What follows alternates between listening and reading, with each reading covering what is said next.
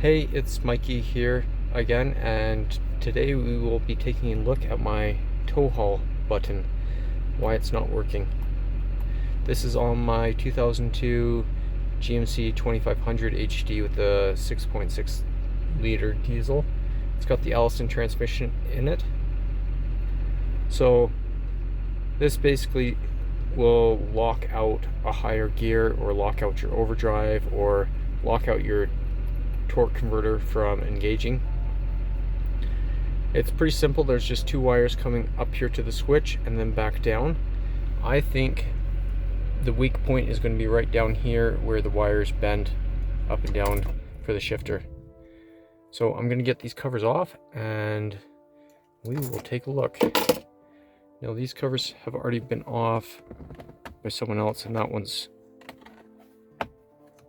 doesn't really stay clipped in. But depending on the year, you might have some screws underneath here to undo, or some of the later styles, they just popped straight off. No screws involved. And then on this side, we've got the tilt mechanism, or tilt lever. So this just pulls straight out.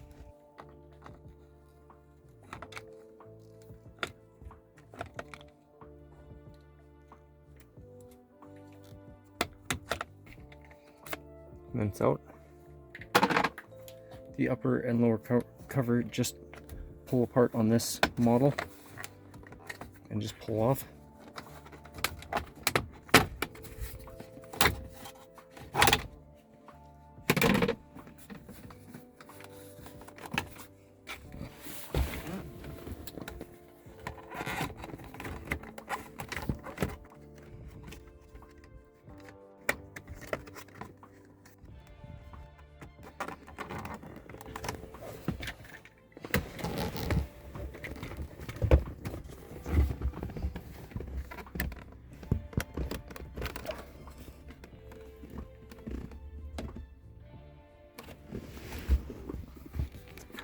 That's interesting.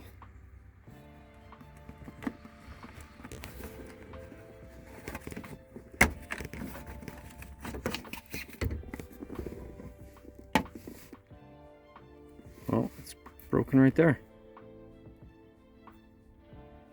So that is two wires wrapped in a sleeve.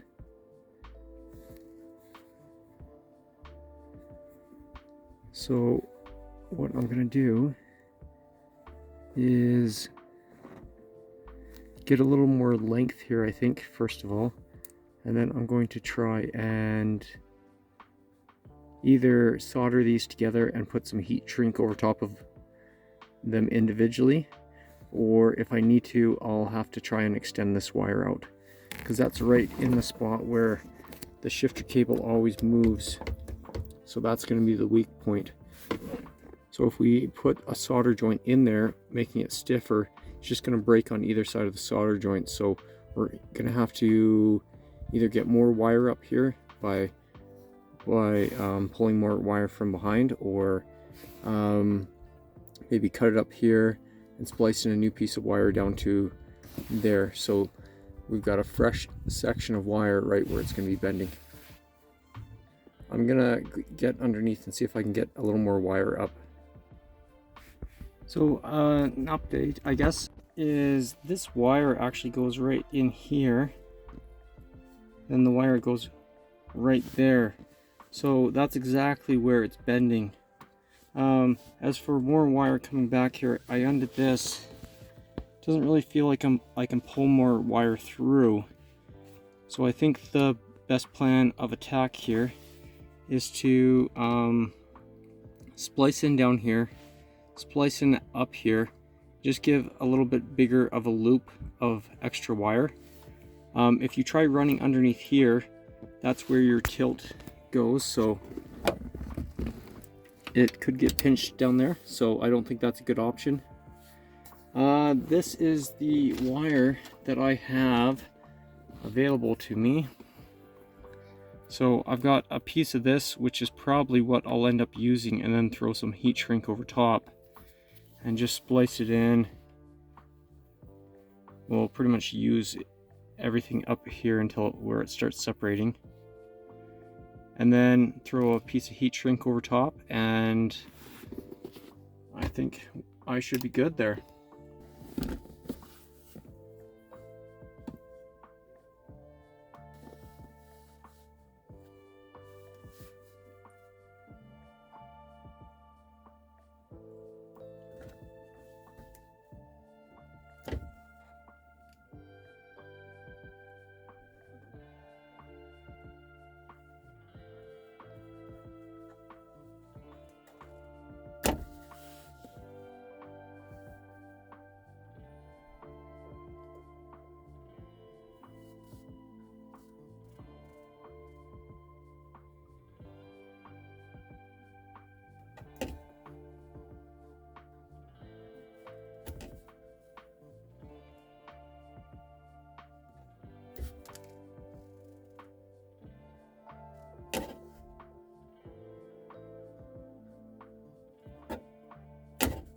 So this is just a 2-wire switch here.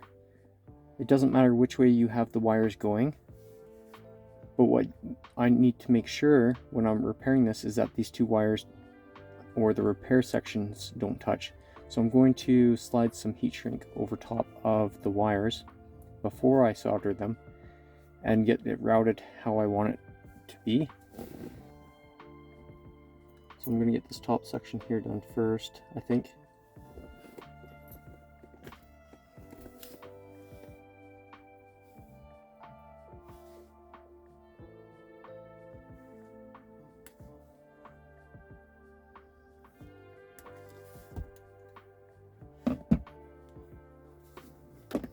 I've got these little pieces of heat shrink. They came in a kit. This is it's this kind of kit here. Now this isn't not the best heat shrink. This stuff does not have glue inside. Preferably you would want some glue. It would seal better. This is inside the vehicle, so it shouldn't be exposed to moisture or a lot of harsh conditions. But that is still the best. And then this stuff doesn't shrink down as much as other heat shrinks do.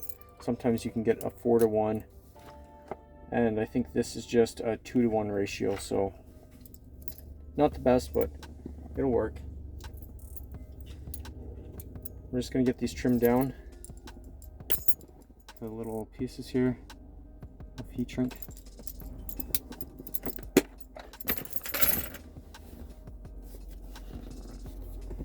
Then I'll get them slid down the wires.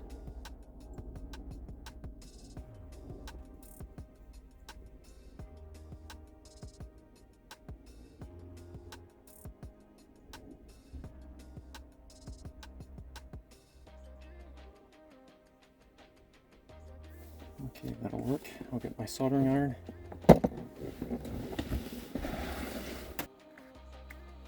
It's always a good thing to put a little bit of flux on the wires. It helps the solder to flow.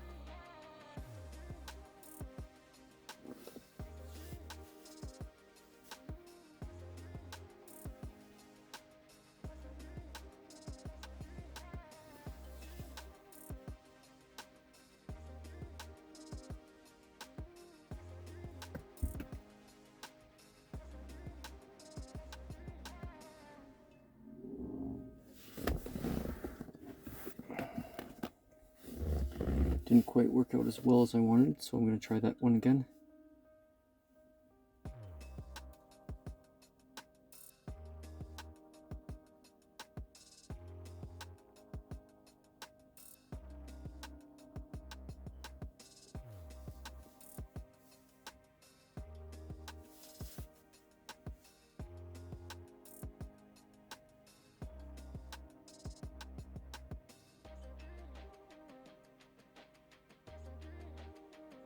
And that worked out better.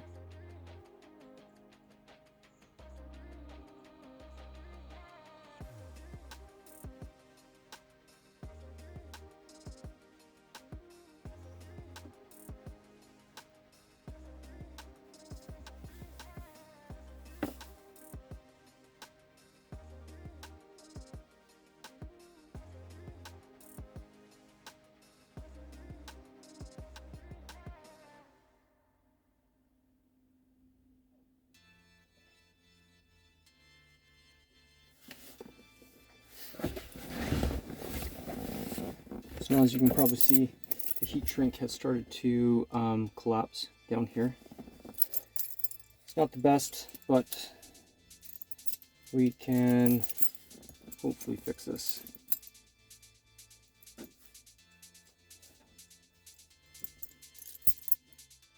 Now, that's still going to be plenty of length to cover up where we have soldered.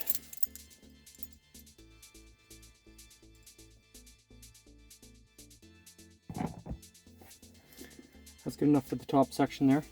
I'm going to run a big piece of heat shrink over top here. I've got one that will fit.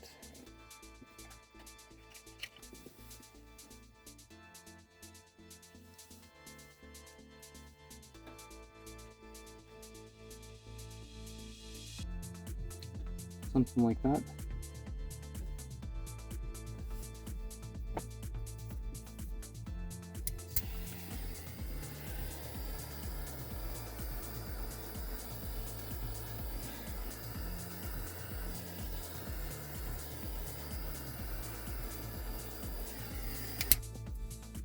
Now we've got that heat shrinked.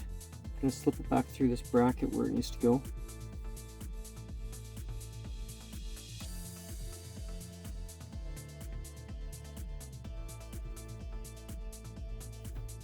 But I think leaving about that much room, or that much extra cable, will be fine. And then with all the rest of this, I'm just going to, well, I might cut it off.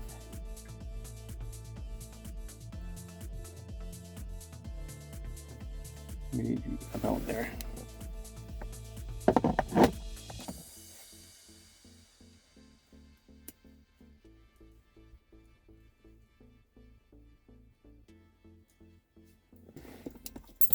Let's trim that guy down. That will probably work.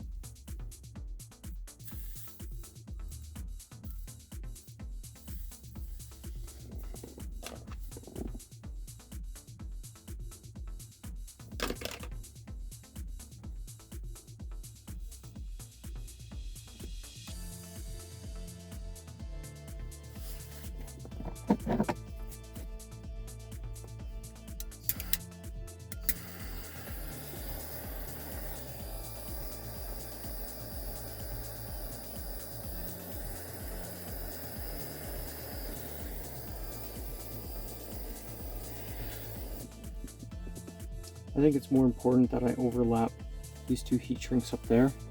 And this last little bit at the end, I will wrap with electrical tape.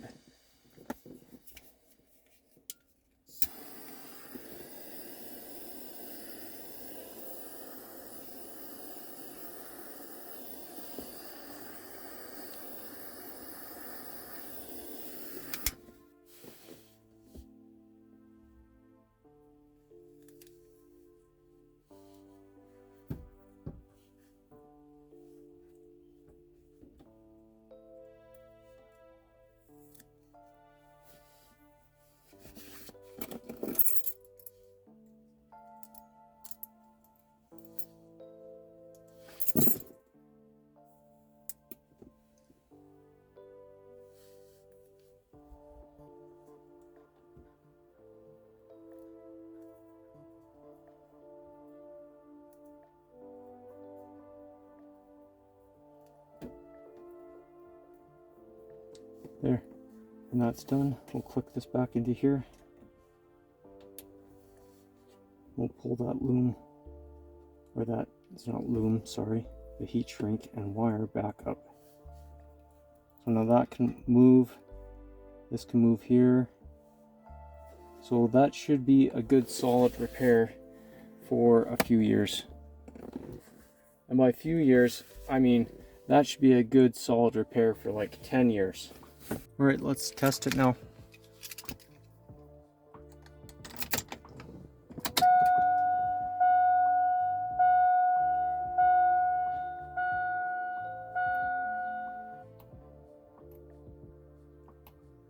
Awesome, it's working perfectly. So I'm not going to show me struggling with getting this cover back on.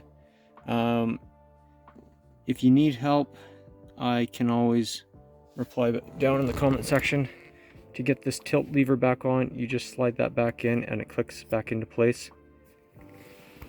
I hope you found this video useful, and I will catch you in the next one.